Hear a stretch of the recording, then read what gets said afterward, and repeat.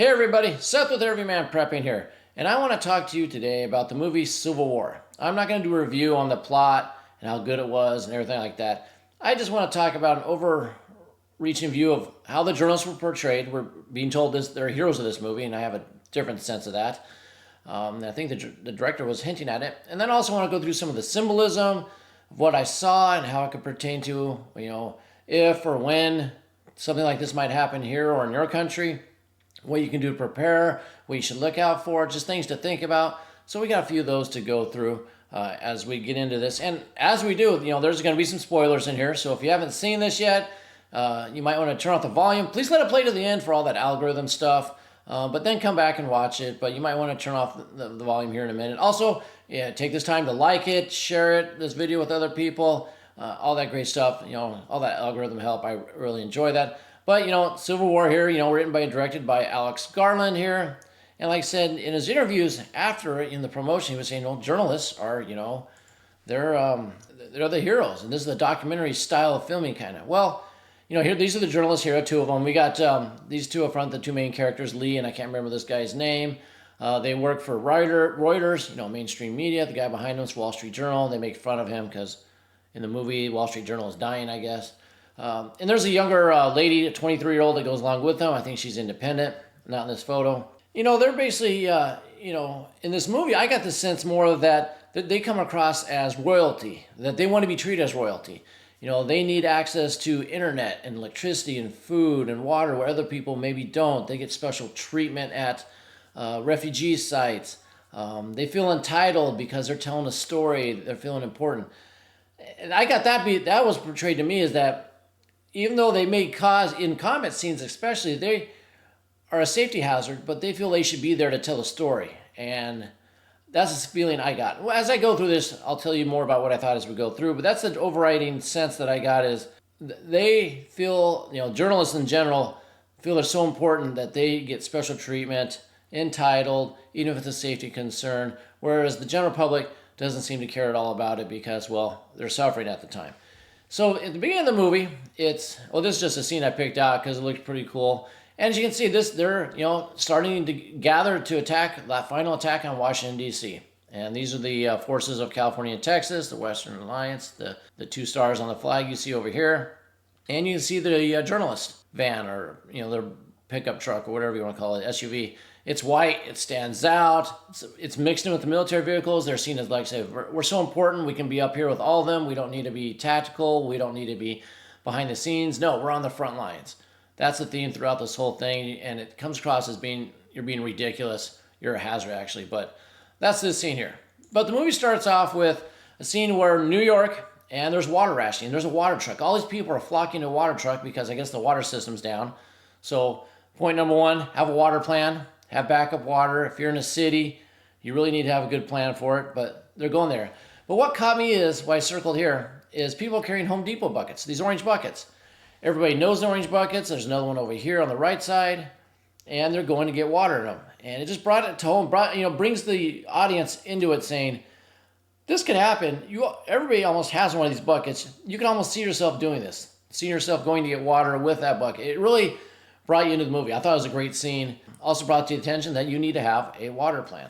But anyway, so they're going there, and what happens is there's a suicide bomber that blows up the water truck because it's Civil War. Civil War, and everybody is killing each other. And in that scene, you see here, this is it here, the explosion at the water tank site. But symbolism, you have this Jesus saves on the church. That wasn't by happenstance. That wasn't by just, it was in the movie. No.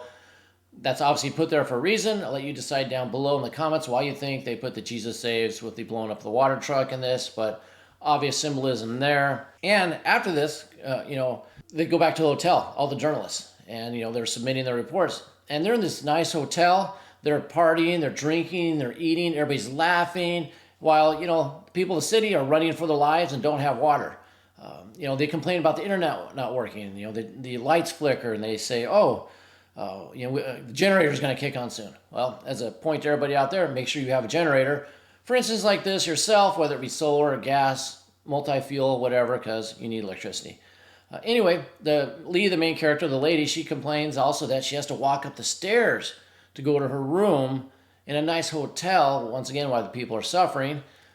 She complains, oh, I can't use the elevator because the power might go out. Woe is me. She gets up there. Next scene, she's relaxing in a bath. A bathtub full of water, like 50, 60 gallons of water, just soaking away, relaxing, gathering her thoughts and whatnot. Well, the people in the street have a Home Depot bucket trying to get 3 or 4 gallons of water. So that's the kind of feeling you get at the beginning of the movie on here. So moving on from there, we have, it's basically a road trip movie. We're taking a road trip from New York to D.C. because they want to interview the president. So it's a big road trip movie. They're taking this big white, Ford Exposition, Excursion, Ford Excursion, I think it is. Anyway, giant, huge vehicle, bug-out vehicle. It's big, holds lots of stuff, lots of fuel. Gets horrible gas mileage, though. But, as you can see, on the side of the road, we have an expensive car. This is either a Mercedes or Jaguar, I think. But symbolism, everyday vehicle, big bug-out vehicle, good. Rich people car, burned down, useless. Not a good bug-out vehicle. And these people don't even have a vehicle. They're walking. What was their bug-out plan? Do you have a bug-out plan? They're dragging their luggage. They don't have a cart. Even to carry it on, they don't have a bicycle with a cart. They don't have any vehicle. So, as a pointer out to this, make sure you have a bug-out plan, bug-out vehicle, bicycles pulling trailers or carts behind you so you don't have to carry everything. Very important think about, this kind of stuff in the movie. Now, another thing that came up about the gas can you see here, have extra gas cans, of course. You stabilize in it, stabilize fuel, store it safely, all that. But they went to a gas station to get more fuel. And when they did this, the guy, the lady says, I'll give you $300. And he's like, hey, lady, $300 get you a sandwich. We got like ham and cheese or something. And she goes, no, I have Canadian. So in this world, when this happens, the US dollar has crashed so hard that Canadian money is worth more than US money. Now, I don't see a world in which that would happen because they're tied so closely. If the US dollar dies, the Canadian dollar is going to die. But lesson from this is if you need gas and there's gas, by the way, you asked her, do you have a local permit? So the gas is controlled by the local community because it's a civil war, not by the government, not by the feds. It's local. And they say no. So you know what? They have to use Canadian. But lesson learned, like I said, have something to barter for gas and fuel or anything else you need. Whether that's precious metals, food, water, clean water of your own, clothing, ammo, whatever you want to do, have stuff to barter because US dollar might be worthless and whoever has the stuff you want might not be accepting it. So think about that as well. Going on from here, they go to a small town. It seems very peaceful. It seems like they say we're in the Twilight Zone. What's going on here? I think it's in Virginia, maybe the small town. And, they go in this clothing store and, the gentleman here says, you realize there's a civil war going on pretty big throughout the country. And the lady behind the counter basically says, we kind of try to stay out of it. It's better for us here. And so what I picked up from the symbolism is small towns looking out for themselves, trying to stay out of it, might be safer. Basically, get out of the cities. GTFO, the cities is what this is also saying. The big, condensed, overpopulated cities. Get out of there. Get to a small town. There's a community. Everybody looks out, for each other. And when Lee goes outside and talks to the guy from the Wall Street Journal, and they're taking a smoke. Of course, they're the only ones that have cigarettes to smoke, I guess. He tells her to look at the rooftop. She tells her to look up and be casual about it. So that she does, and you see, some nice good old country boys on the rooftop with rifles. So even though it seems peaceful and everybody's fine, on the rooftops, they have community members guarding the town. A militia of the town guarding it. That's why it's safe. So once again, small town, good community, protecting it. People seem safer. Another thing I'll point out, journalists here are the only ones shopping. Everybody else, the streets are deserted. People are out. Nobody's really doing anything shopping. This lady's reading a book. But once again, journalists only ones had money and were shopping and were enjoying it. Once again, that entitled journalistic view is what I got out of that. What else do we have here? The next scene. During that night when they I don't know where they stopped to spend the night, but one of the huge, I don't have a photo of it, but one of the huge things that they did is they all went to sleep that night. They didn't have a guard overnight. They just built a fire on the side of a building, slept outside the truck, in the truck, totally insecure. If you're doing that, you need to have guard. You need to have night watch. You can't just all go to sleep and hope for the best, especially in the middle of a war. But they noticed that there's a lot of fighting going on. And these journalists are adrenaline junkies. They're supposed to be going to D.C. to interview the president, but they see a firefight going on. They don't even know who it's between. They don't care. Adrenaline junkies, they just want to go there and take photos of people fighting and dying and shooting and explosions. So that's what they do. And then when they get there, they find this. They find a militia dressed in Hawaiian shirts. And as we know, there's a militia in the United States that they wear these Hawaiian shirts. And if you mention them, YouTube hates you and all that. But there is a group of militia that they gather and do this. And they're fighting another group of camouflage soldiers. We don't know if they're fighting the government, old U.S. government. We don't know if they're fighting the forces of Texas, California, or the Florida Alliance people. And it doesn't really matter. It just pointed out that local militia could be fighting another local militia. Gangs could be fighting gangs. Neighbors. In this kind of thing, everybody could be fighting everybody. And people only worry about what's in front of them. These people here are attacking camouflage people for what reason? We don't know, but they know. And that's what's important. That's what's going on. Now, you might be saying, why is this dude wearing a bright red shirt? This is totally dumb. Even if that militia, they do that now for show, but trust me, war breaks out, they're wearing camo. People are dressing to blend into the city wear or whatever. They're not wearing bright red going out and attacking. So, kind of a stupid point in the movie. Don't do this either. You're going to stick out like a sore thumb. You're target number one. But the big thing here was people are fighting. And it might not be the main fight. There's side fight. There's going to be a lot of little mini battles, and you got to be ready to defend yourself, protect your family, so you can avoid getting involved in these kind of things. And like I said, the journalists are here, just for the clicks, for adrenaline junkies. Moving on from that, we get to this next scene with a sniper scene. And we see here some snipers, the journalist van, or the journalistic car, white truck, whatever you want to call that thing, SUV, was, hit by sniper fire. They get out of it. And they go find these two soldiers on the ground. Once again, we don't know if they're part of the government, old government, Western Alliance, Texas, random militia. We don't know. And he asks them, what side are you on? Or what side is that guy in the house on that they're trying to kill? And he's like, they don't care. He's like, he's trying to kill us, and we're trying to kill him. And that's the base of this. I mean, if you look, the journalist here, he's out of focus in the background. He shows him his press pass, like, I'm with the press. And the guy spotting here is like, yes, so I noticed it on your vehicle. Who cares what you are? I'm trying to survive here. And he asks him, well, what side is that guy in the house on that's shooting at you? What side are you on? They ignore him because to them it doesn't matter. They're trying to stay alive. There's a guy shooting at them, and they're shooting at him. It has nothing to do with the Civil War. Maybe it just has to do with what's happening at the moment. Something to keep apprised of at that time. And the spotter asked the young journalist, what do you see? Because the old journalist in the back, he's trying to see what side is shooting what other side. He asked the young journalist, what do you see? And she says, I see a guy in the house shoot at me. And that's the correct answer. And that's what these guys see. They see a guy shooting at them, and they're trying to shoot back. So it breaks it down to the base, the base of what's happening. Just basic survival. There's a lot of big stuff going on, big Civil War. But at this base survival, these two guys are trying to kill the other guy in the house because he's trying to kill them. So sometimes it's as basic like that, and it could be within a neighborhood even, from house to house. So something to keep apprised of there. Next, we'll see what else we have here going on. Yes, drinking. Look at this. This happens a lot. Throughout most of the movie, either the male journalist or Lee here, they're drinking. Every night, they're smoking. There's other stuff. So what does this point out to me? First of all, people have vices, and they're still going to have them during the end of the world.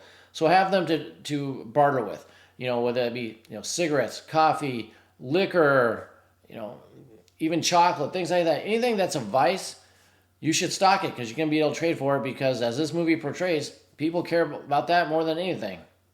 That's what they're still going to want to do that, and you can be able to barter for it, very well. And once again, like I said, the journalists are the only ones in this refugee camp that have this, or have the time to relax, laughing, giggling. Kind of a weird scene. Also in this scene, the young journalist, she has a phone, and she points out, we have no service, but I still need my phone, and she's using it to look at film negatives. That's a good point for all you preppers out there. You might have phones, and you might say, oh, the grid went down, cell service is down, EMP, but you had one stored away in a Faraday cage, because you know what's on that phone? Apps that you can do for, whether it be radio frequencies, you have documents, stored in there in PDFs of all your survival books, your recipes, your how to do clean water, make soap, make structures, first aid. It's all on that phone. So there's still a use for the phone, even if there's no cell service or internet. So make sure you have your old phones wrapped up in a Faraday cage or wrapped up in Faraday bags, stored away just in case something happens. you still have access to those tools and you have the means to charge those things. So that's another point I wanted to get to. And then we get to this famous scene here as we come up. And this is the what type of American are you scene. And this guy here, basically, he is ethnic cleansing. Basically, he is asking people, what kind of American are you? And you can see they've got a mass grave, and in there is basically anybody that was not born in the United States. Basically, that's his question, and that's what he's getting at. You know, he asked them, what kind of American are you? And he's like, what do you mean? He says, he's talking to this guy right here. Are you Central American? Because he has an accent. South American? He's like, I'm from Florida. He goes, oh, that's American. And she's like, I'm from Colorado. Oh, that's American. And she's from Missouri or something. That's American. So anybody that wasn't born in the States, this guy thinks shouldn't be here. And that's going to happen in an SHTF. You're going to have people, rogue elements. This guy's a rogue element. And he's doing what he thinks right. It's totally bad, incorrect, and don't support that, of course. But he's doing, this could happen. He's out there, doing his cleansing of the United States. He's turning back America into America by making sure only Americans born in America are still around. Crazy things can happen like that with people, losing their minds, going crazy, have their own ideas. So you got to prepare for that as well. These people were not prepared for that, and they didn't even know how to answer the question. That led to some people unfortunately dying. What also came out of the scene, which I pointed out and came out earlier, is she's from Colorado, and this lady's from Missouri, I think, their families. And they talk a little earlier about how, their parents are on a farm, and they're ignoring what's going on. They're staying out of it. Well, that means to me, you live in the country on a farm, you're a lot safer. Once again, get out of the cities. They said their parents, my dad, he's on my farm in Colorado, and he's ignoring this, or he's not even paying attention to what's happening here. Well, he's much safer, too. That's kind of the point I got out of this. You're in the big city, you're going to be in trouble. So another hint to get the heck out of the cities. Watch out for any craziness out there. You don't know who you're going to trust. That's the other thing. You can't just roll up. The press roll up there. He has his press badge on. He's like, hey, we're at the press. We're just passing through. Let us go. And this guy's like, no, I'm doing what I'm doing. Just because you're press doesn't mean anything. And that could happen as you're going through your city or neighborhood. After something happens, there's going to be people on bridges, on roads, blocking off neighborhoods. And they're like, you're not getting in here. I'm not going to let you through. Things to think about and why you need a community. And lastly, I'm going to end with this. The journalists, this is towards the end of the movie. This is Humvee shooting a 50 cal into the White House area. They're storming the White House. And these are the journalists right here. They are mixed in with the combat troops. This was the dumb part of the movie. This was where I was in the military. I was never in the combat. Maybe some of you were out there. You can, talk about this. But I don't think there's any chance the military, gives the help, come on, join us in, get in line. We're going to take you in with us on the initial assault. I can't ever see that happening. That's what happened here. And what happens? Inevitably, the journalists screw up and people die, unfortunately, because of them. And that's, like I said, what's portrayed in this movie. It just goes on to what I was talking about, how I don't think the journalists are the hero of this movie. There are no real heroes of the movies. There's a lot of lessons to be learned, things to think about. I thought it was a great movie for that. Is it a great plot, a great story? No, we don't. You're not there for the story. You're not to find out why the Civil War, how it happened, what happened afterwards. That's not what the movie's about. I liked looking at the symbolism, looking at what people did, the reactions makes me think about what I should do, what I should not do. So hopefully you have a chance to see it. If you're going to wait for it to come out on video, I think it comes out on HBO Max. I don't know when. Maybe you can go see a matinee if you don't want to spend a lot of money on it. Go see a matinee at your local theater and watch it quickly. But I think it's worth the watch. I'd love to hear your ideas down below about how they portrayed the journalists and what you learned, what symbolism you learned, what things you picked up on, what you need to do, what you need to change in your preps based on what you saw in this movie. So that's all I have for you. Hope you enjoyed this talk I had about it. And until next time, keep your ear to the ground, head on a swivel.